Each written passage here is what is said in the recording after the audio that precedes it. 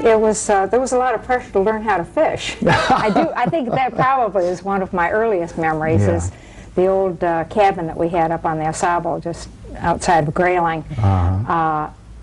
Going down into the river, he'd make me go down with him early in the morning and sit on a log while he probably did the thing he loved more than anything else in the world, and that was fly fishing. Fly fishing. That was his true love. Yeah. And we'd sit and I just enjoyed watching the river and watching the wildlife along the river.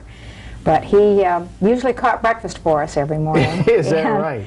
And then in the afternoon it was time to learn how to cast. And I guess I was not really a very willing student, but I will never forget the 10 o'clock to 2 o'clock, 10 o'clock to 2 o'clock with the fly rod. And we spent a lot of time up there. What a lot of folks might not have known about your dad was that he really wasn't much of a deer hunter.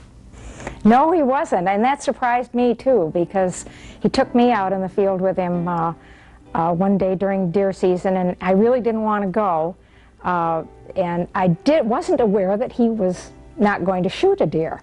And we went out and sat sort of in a hidden blind by a fence, and the deer started coming up, and I whispered to him, "How can you shoot these beautiful animals?"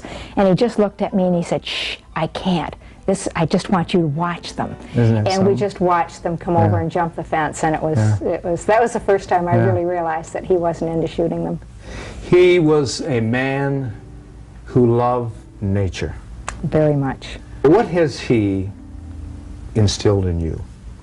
Oh, he's left a tremendous legacy, I think, for me. He's opened up a world of travel for me. He started me off filming with 35 millimeter. I'm not doing any video, but he started having me take a lot of pictures on my trips, and then I didn't really realize why he was doing it, but he kept saying, "Remember, when you take these pictures, you've got to have a story in mind. Remember to shoot for a story." And when I did get home, we started going through my pictures, and he was setting me up, unknown to me, to do some slide presentations, which I have done on some of the trips that I've done. What would be, if you can think of one particular instance that stands out in your mind that is like a clinging vine in a way, but is very memorable with your dad? Just walking in the woods and having him open my eyes to nature. And to the state of Michigan. He has made the state of Michigan a very special place for me. And no matter where I go. And for us, the same way. I will always come back. I could never live anywhere but here. And the Upper Peninsula and the northern part of the lower, there isn't enough time for me in this area. and I spend a lot of time in marshes and wildlife refuges, and I always think of him when I'm there, because it's just, that's so much of him. The outdoors was a genuine part of Mort Neff. When Mort died August 15th, 1990, he was acting chairman of a campaign to create an outdoor educational center for the kids at Camp Daggett on Walloon Lake near Petoskey. Mort never saw the completion of the center, but the inspiration and legacy he left after his passing will live on in the new name of the center, now called the Mort Neff Outdoor Education Center. Here on the shores of Walloon Lake on a beautiful autumn morning is where we talked with Mort's son, Jay. What were some of the most memorable, if you can pick one out, of the whole, your lifetime with your dad? Ooh, gee, that's a really hard question. I think probably the most memorable periods in my life were the summers that we spent out in Goodhart on the shores of Lake Michigan. Every year we would come up and spend our summers there. And being on the beach and sailing, which is something I do very actively to this day. That was something my dad taught me, and swimming, and just being in the outdoors. So when you grow up in a wonderful place on the shores of Lake Michigan with the woods and the sand and the beaches, I never ran out of things to do. And I would say with my dad, that was probably the most memorable time. Summers on Lake Michigan out there in Goodhart. One of the most important things my dad thought was to educate people about the outdoors. That way there wouldn't be any ignorance about what outdoors is about, what sportsmanship is about.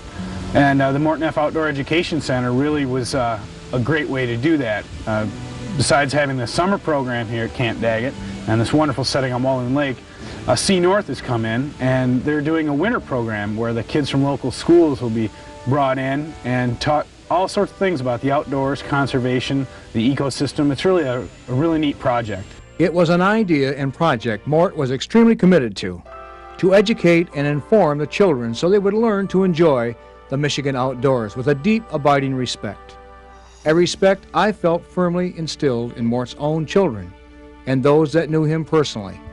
While Jay and I walked the grounds of Camp Daggett, thoughts of all Mort had done for the state of Michigan came flooding into my mind.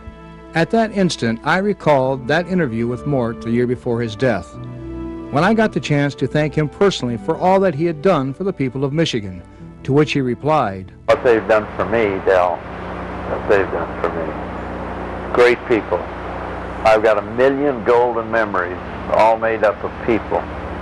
People in the audience of Michigan Outdoors, and I'll never forget it." Well, we thank you for letting us come up here and talking with you today. And we wish you many more happy birthdays. Thank you. Good luck to you, Del. I'll be looking for the man with a hat.